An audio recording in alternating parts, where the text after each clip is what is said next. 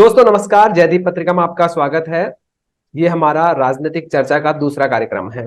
हमारे साथ हैं सुनील सेठ जी, जो एक पॉलिटिकल एनालिस्ट हैं।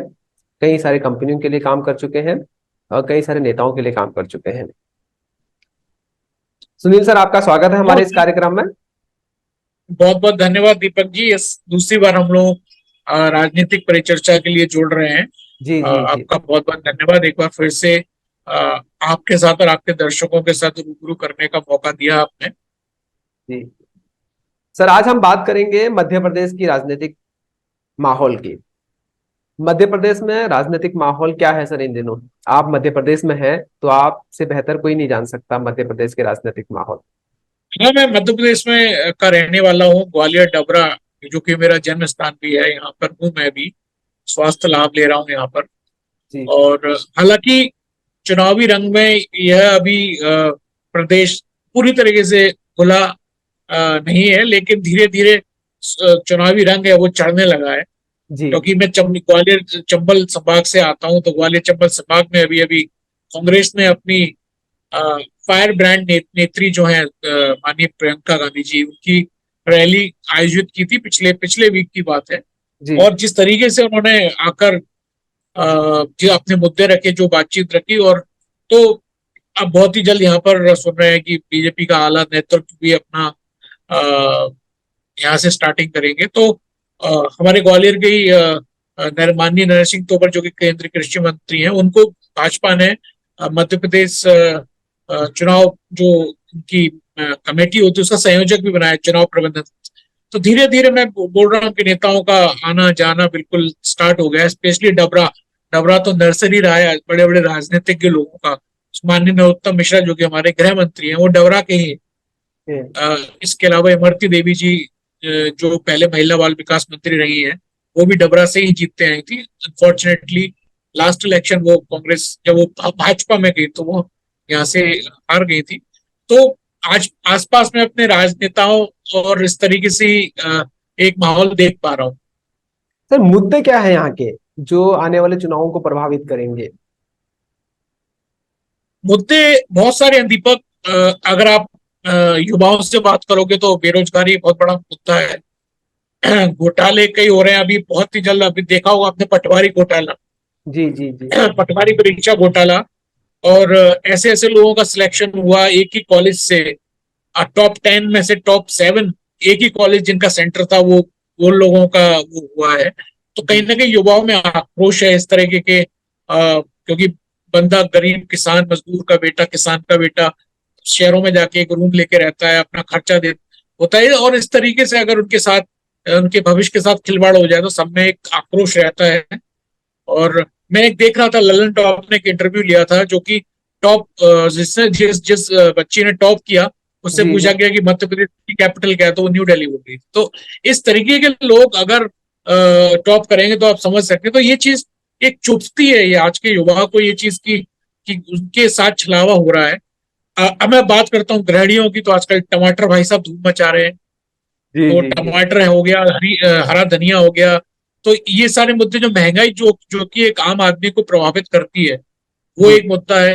कानून प्रशासन का भी एक मुद्दा है मध्य प्रदेश के अंदर, जो काफी सारे, जो क्राइम रेट है वो बढ़ता जा रहा है जी मध्य जी प्रदेश में। और मैं ही जब से भी 1 महीना हो गया मुझे यहाँ पर, मैं जी ही देख चुका हूँ कि इतने सारे क्राइम हुए हैं यहाँ पे। और बहुत सारे, मतलब चाहे वो मर्डर हो या चोरी चकारी हो, मतलब तो कहीं ना कहीं उन सारी चीजों के कारण आम जनता प्रभावित हो रही है। तो ये मुख्य मुझे लगते हैं मुद्दे हैं, जो जो एक आम जनता को उसके साथ अपना एक कनेक्ट रखते हैं।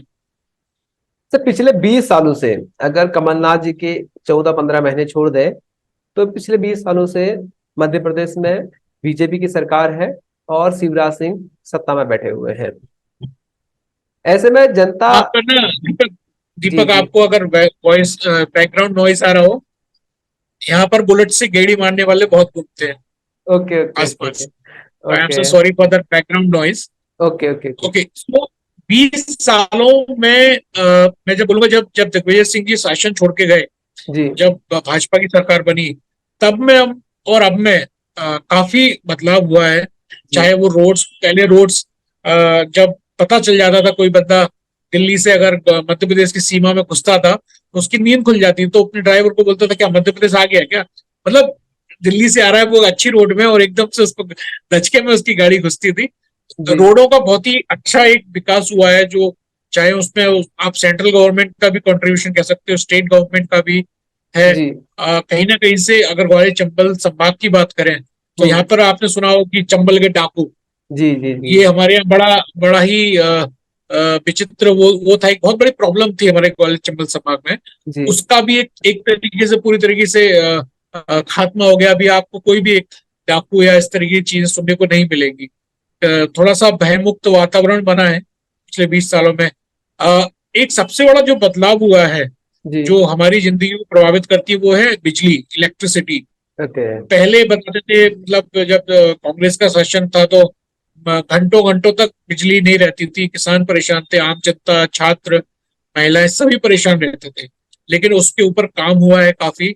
और तो ये थोड़ा सा लिविंग स्टैंडर्ड लोगों का बढ़ा है और आय के साथ साथ खर्चे भी बढ़े हैं, तो विकास तो हुआ है।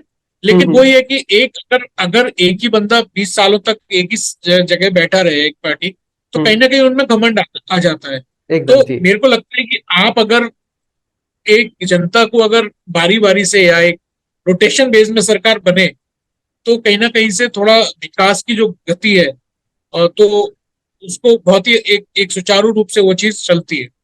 जी। अब आपको नहीं लगता कि शिवराज सिंह चौहान को जनता ने 3 बार मौका दिया, चौथी बार तो उन्होंने मतलब छीन कर या खरीद के ही सरकार बनाई, तो 3 बार मौका देने के बावजूद भी शिवराज सिंह चौहान ने कोई ऐसा बड़ा काम तो नहीं किया मध्य प्रदेश में जो एक मॉडल के पहली रूप बार में मौका प्रस्तुत हो शिवराज सिंह सके। चौहान जी को नहीं मिला था दीपक, पहली बार उमा भारती का चेहरा था। जी जी। और उमा भारती की आंधी में पूरा भाजपा कांग्रेस बह गई थी।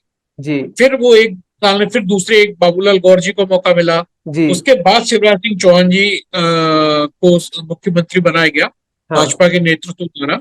हम्म। तो उनके आने के बाद मैं बोलूंगा कि कहीं ना कहीं बहुत बड़े बड़े शिक्षा के क्षेत्र में इंदौर एक हब बना, भोपाल भी एक शिक्षा के क्षेत्र में हब बना, काफी बड़े बड़े कॉलेजेस यहाँ पर हुए। यहाँ से उद्योगों का भी, कुछ उद्योगों का को लाया गया यहाँ पे। लेकिन बहुत सिग्निफिकेंट अगर आप बोलो कि मध्य प्रदेश की तुलना हम गुजरात से कर लें या महाराष्ट्र से कर लें, वो हम्म। नहीं हो पाया। मतलब जी औद्योगिकीकरण जो जो होना चाहिए था जिस तरीके का, अगर एक ही सरकार इतने दिनों तक पावर में है, जी हर साल इन्वेस्टर समिट होते हैं, जी। हर साल लाखों करोड़ लोगों के रुपयों के एमओयू साइन होते हैं, लेकिन वो जो स्कीम्स हैं वो भी धरातल पे इतनी देखी नहीं गई कि बहुत की भैया टाटा आ गया हो, उसने बड़ा प्लांट लगा लिया हो, या छोटे मोटे उद्योग लगे हैं हर क्षेत्र में। जैसे हमारा क्षेत्र धान बाहुल्य है, तो हम्म। यहाँ पर काफी सारे राइस प्लांट लगे हुए हैं, शुगर मिल लगे हुए हैं।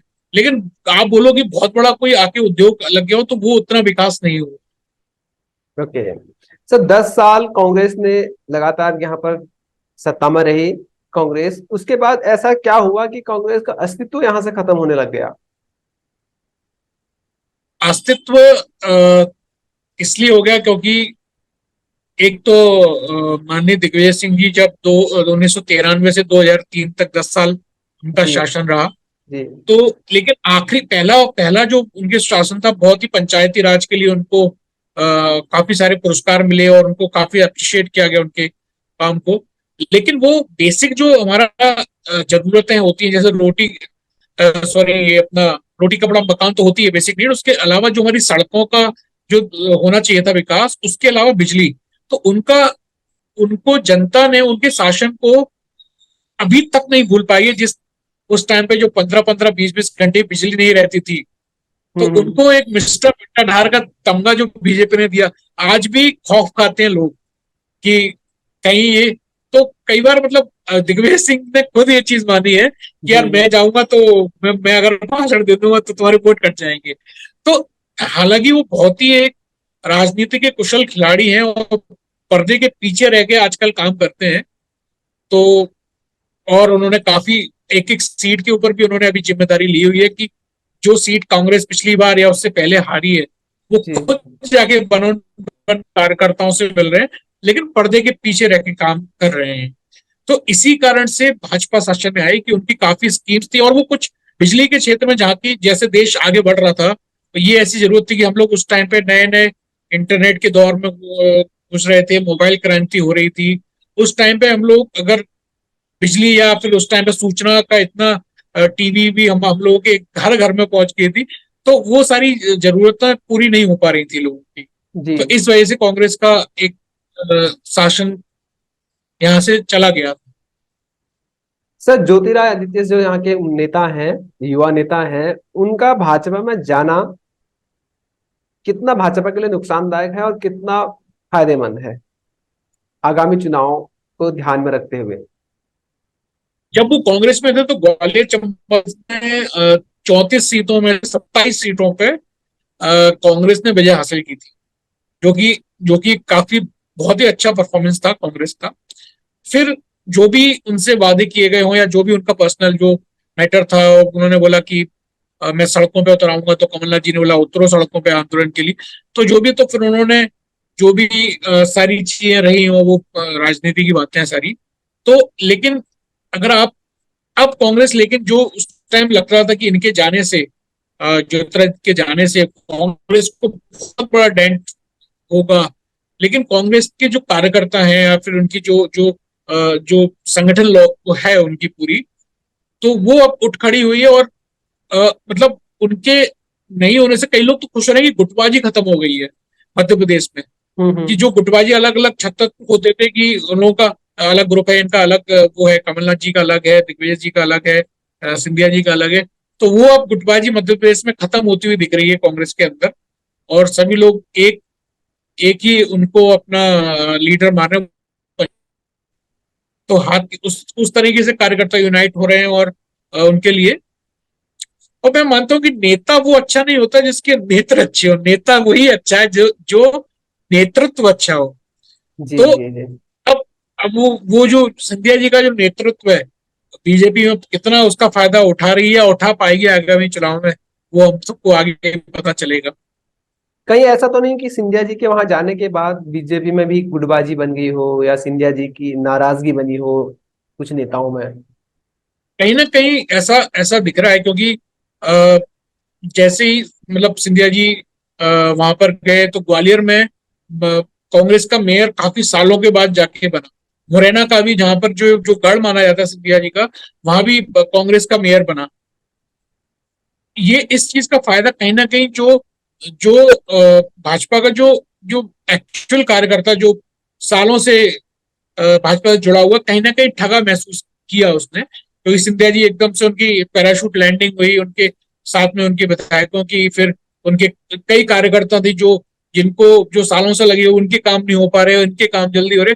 तो कहीं ना कहीं एक एक नूरा कश्ती सी तो चल रही है। ये चीज मुझे भी यहाँ देखने को मिलती है कि नूरा कश्ती चलती है कार्यकर्ताओं के बीच।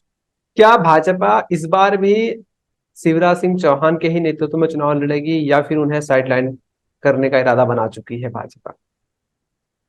मुझे तो लगता है कि उन्हीं के नेतृत्व में भाजपा जाएगी, क्योंकि कहीं ना कहीं वो एक कुशल संगठन करता है और उनका आरएसएस के साथ, संघ के साथ भी काफी अच्छे उनका एक रैपो, एक तालमेल है। लेकिन मोदी जी का तो फेस तो, लेकिन जैसे भाजपा में होता है कि मोदी जी हर हर जगह उनका ही फेस होता है। तो कहीं ना कहीं मोदी जी और शिवराज सिंह सर चौहान जी की नेतृत्व में ही वो आगे बढ़ेंगे। सर, एक मध्य प्रदेश में एक बाबा है बागेश्वर सरकार नाम से, उनके दरबार में कमलनाथ जी भी जा रहे हैं, शिवराज सिंह जी भी जा रहे हैं। इसके बारे में थोड़ा बहुत बताइए, क्या है ये सिलसिला? बागेश्वर बाबा जी जो कि हनुमान जी के परम भक्त हैं, और उन पर हनुमान जी की असीम कृपा है। लेकिन कहीं ना कहीं मुझे ऐसा लगता है पर्सनली, मतलब मैं भी हनुमान जी को बहुत मानता हूँ। और वो जो उनका दरबार है वहां पर लाखों करोड़ों लोगों की भीड़ लगती है।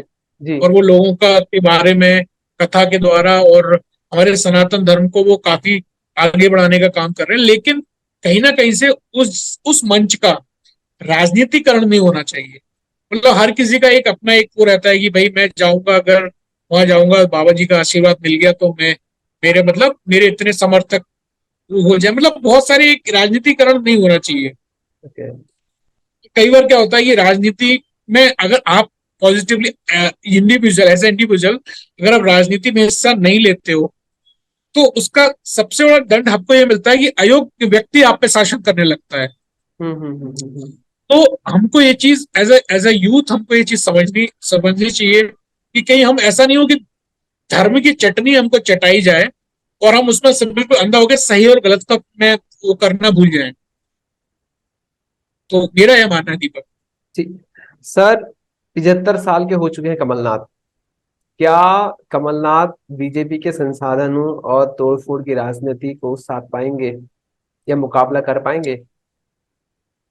बिल्कुल, कमलनाथ जी अपने आप में एक सक्षम व्यक्ति हैं और उन्होंने काफी बड़े बड़े पोर्टफोलियो हैंडल किए हुए हैं जब वो कांग्रेस की गवर्नमेंट में थे। और हालांकि बीजेपी संसाधनों के मामले में सरकार उनकी है, सारी चीजों में वो काफी कांग्रेस के मुकाबले काफी आगे रहती है। जी लेकिन कहीं ना कहीं संगठन मुझे लगता है इस बार कांग्रेस का और पहले से और भी ज्यादा मजबूत हुआ है।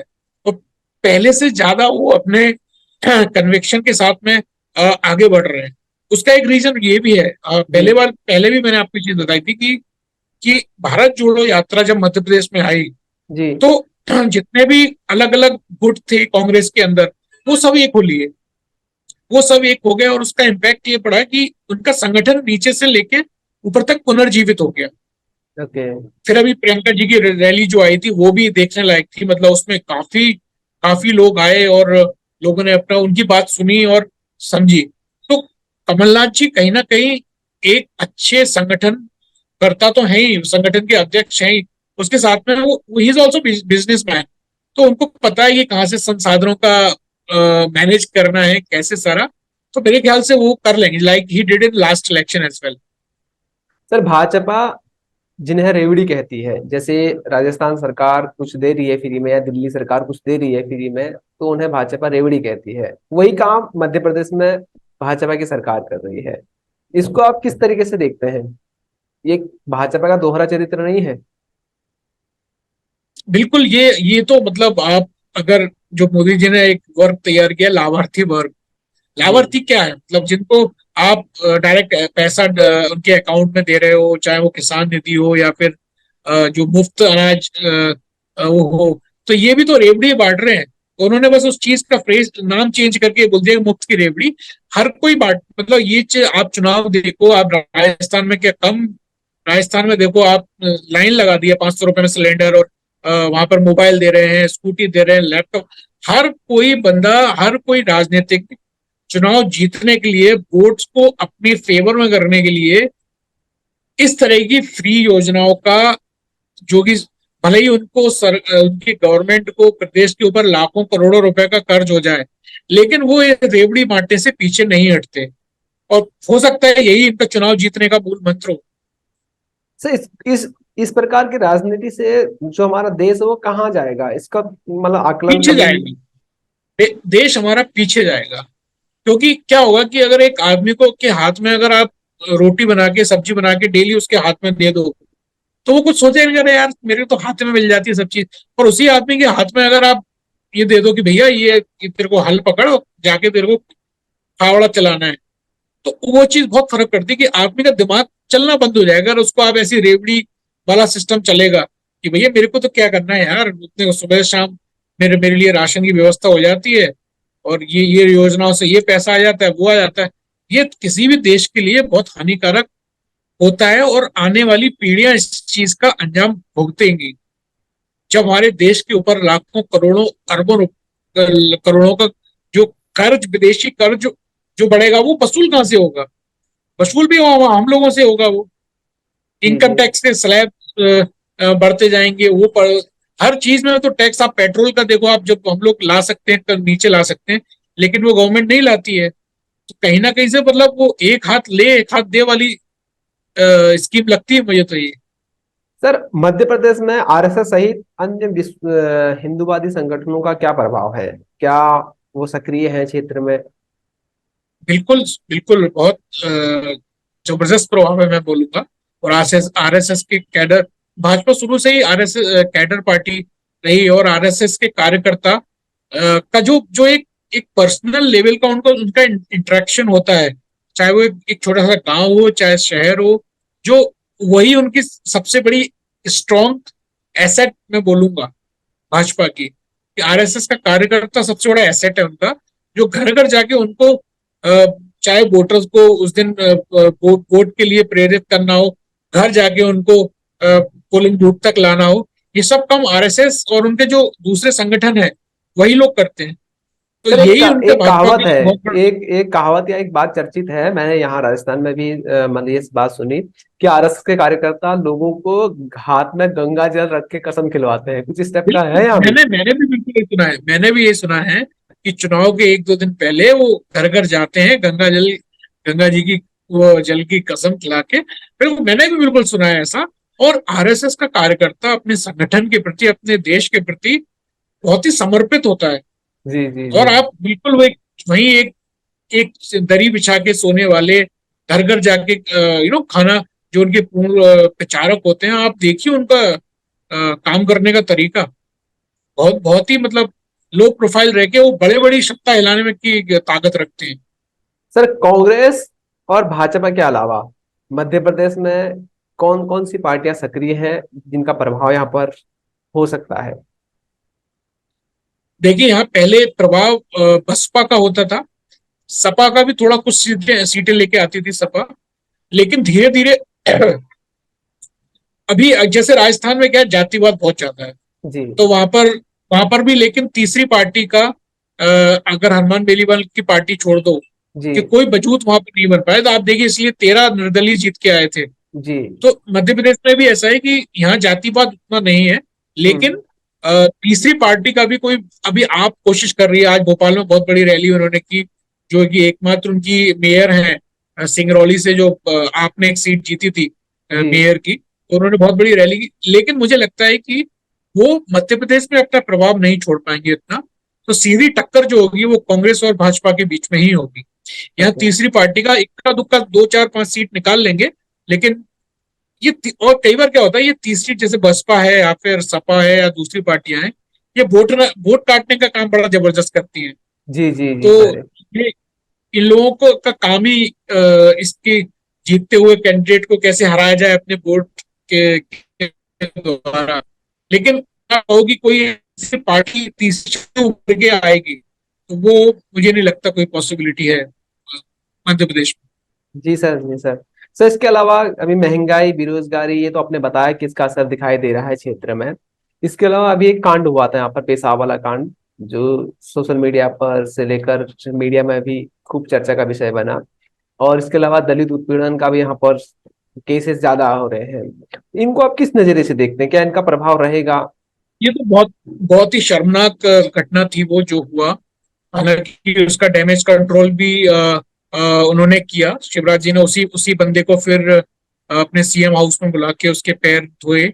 और लेकिन जो भी हुआ, वो जो घटना थी, एक मानवता को, हमको मतलब हमको ये सोचना चाहिए, हम अपनी सोसाइटी को, अपने समाज को किस किस दिशा लेके जा रहे हैं।